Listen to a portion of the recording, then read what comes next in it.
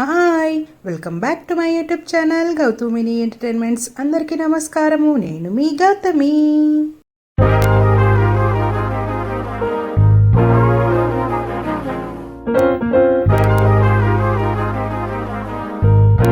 ఈరోజు ఈ వీడియోలో మనం ఒక కొత్త రెసిపీని ట్రై చేయబోతున్నాము. చాలామంది మార్నింగ్ బ్రేక్ఫాస్ట్కి ఇడ్లీలను చేసుకుంటూ ఉంటారు కదా.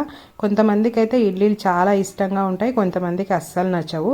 సో ఇడ్లీలను నచ్చని వాళ్ళు నేను చేసి ఈ రెసిపీని ట్రై చేయండి. మీ అందరికీ ఈ రెసిపీ చాలా నచ్చుతుంది, ఎందుకంటే దీని టేస్ట్ అంత బాగుంది. సో ఖచ్చితంగా మీరు ట్రై చేయండి. ఇప్పుడైతే మనము వీడియోలోకి వెళ్ళిపోదామా? ఈ రెసిపీని మనం మార్నింగ్ బ్రేక్ఫాస్ట్లో ఇడ్లీలు తినని వాళ్ళ కోసం చేసుకోవచ్చు. అదేవిధంగా మార్నింగ్ బ్రేక్ఫాస్ట్కి చేసిన ఇడ్లీలు మిగిలిపోతే ఈవినింగ్ స్నాక్స్కి కూడా చేసుకొని తినొచ్చు. ఫస్ట్ అయితే మనం ఇక్కడైతే నేనైతే 6 ఇడ్లీలను తీసుకున్నాను. ఆ ఇడ్లీలను మెత్తగా మ్యాష్ చేసుకోవాలి వీడియోలో చూపిస్తున్నట్లుగా. మీ అందరికీ సినిమా నాలెడ్జ్ ఉన్నట్లయితే సూర్యవంశం మూవీలో వాళ్ళ ఫాదర్ ఇంటికి వచ్చినప్పుడు ఆమె ఇంట్లో ఏమీ లేవని చెప్పేసి మార్నింగ్ చేసిన ఇడ్లీలు ఉన్నాయని చెప్పేసి ఉప్మా చేసి పెడుతుంది కదా. సో ఆ రెసిపీనే అన్నమాట ఈ రెసిపీ. ఇంకా ఇడ్లీలు మ్యాష్ చేసుకోవడం అయితే అయిపోయింది. ఇప్పుడు మనము స్టవ్ వెలిగించి ఒక ప్యాన్ అయితే పెట్టుకోవాలి.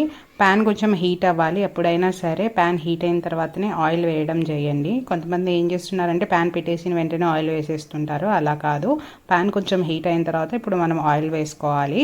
మనం వేసిన ఆయిల్ కూడా కనీసం కొంచెమన్నా హీట్ అయి ఉండాలి, అప్పుడే మిగతా పదార్థాలు అందులోకి వేసుకోవాలి. ఇప్పుడైతే మనకి ఇక్కడ ఆయిల్ హీట్ అయింది.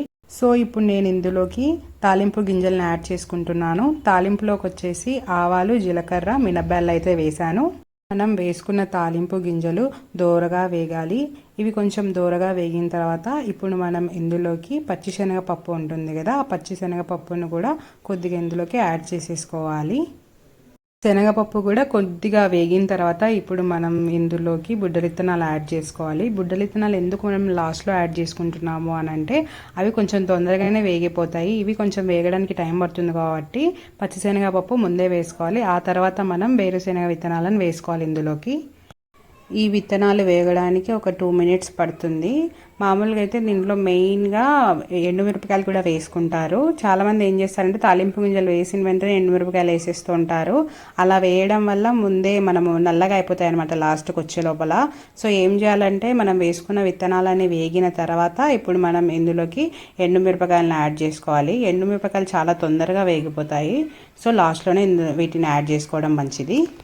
మిరపకాయలు వేగిన వెంటనే ఇప్పుడు మనము చిన్నగా కట్ చేసి పెట్టుకున్న ఆనియన్ని యాడ్ చేయాలి. నేనైతే ఇక్కడ 6 ఇడ్లీలకి ఒక ఆనియన్నే తీసుకున్నాను, అది కూడా మీడియం సైజు. ఇప్పుడు మీరు చూస్తున్నారు కదా, ఆ సైజులో ఆనియన్స్ని కట్ చేసుకోవాలి. ఆనియన్స్ను మరీ వేగాల్సిన అవసరం లేదు, దూరగా వేగితే సరిపోతుంది. ఆనియన్స్ వేసిన తర్వాత మనము లైట్గా కొంచెం సాల్ట్ని అయితే ఇందులోకి యాడ్ చేసుకోవాలి. మనము ఆనియన్స్ యాడ్ చేసుకున్న 1 minute ఈ సాల్ట్ని అయితే యాడ్ చేసుకోవాలి. సాల్ట్ కూడా చూసి యాడ్ చేసుకోండి, ఎందుకంటే ఇడ్లీలో ఆల్రెడీ సాల్ట్ ఉంటుంది కాబట్టి మనకు సాల్ట్ ఎక్కువ అయ్యే ఛాన్సెస్ ఉంటాయి. సో చూసి తక్కువగా సాల్ట్ని యాడ్ చేసుకోండి తాలింపులోకి. ఆ తర్వాత ఇప్పుడు మనం చిన్నగా తరిగి పెట్టుకున్న పచ్చిమిర్చిని కూడా ఇందులోకి యాడ్ చేసుకోవాలి. పచ్చిమిర్చి లైట్గా వేగితే సరిపోతుంది. పచ్చిమిర్చి కొద్దిగా వేగిన తర్వాత ఇప్పుడు మనం ఇందులోకి కొంచెం పసుపును యాడ్ చేసుకోవాలి.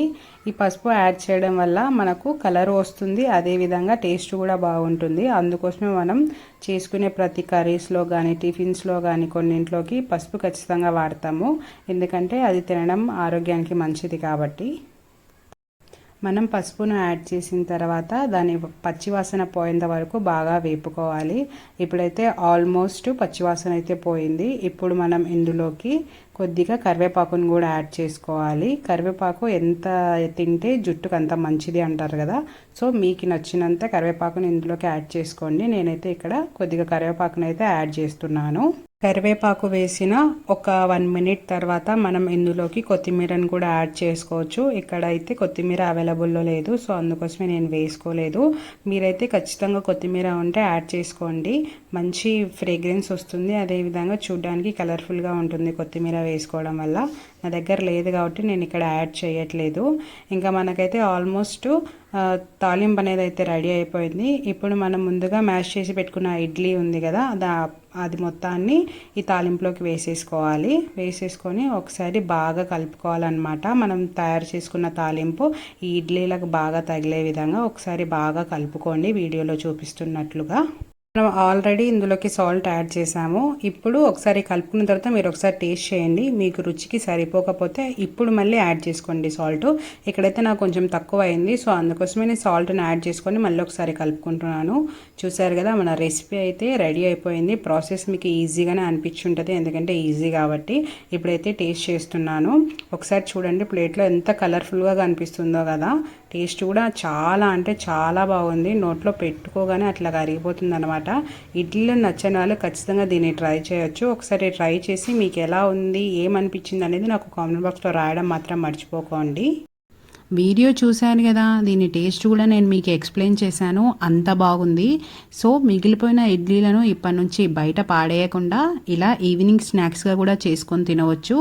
సో మీరు ఖచ్చితంగా ట్రై చేస్తారని ఆశిస్తున్నాను. Thank you for watching my video. If you like my video, please like, share, comment and subscribe to my YouTube channel Gautumini Entertainments. Thank you for watching. మరిన్ని వీడియోల కోసం ఛానల్ని సబ్స్క్రైబ్ చేసుకోవడం మర్చిపోకండి. బాయ్.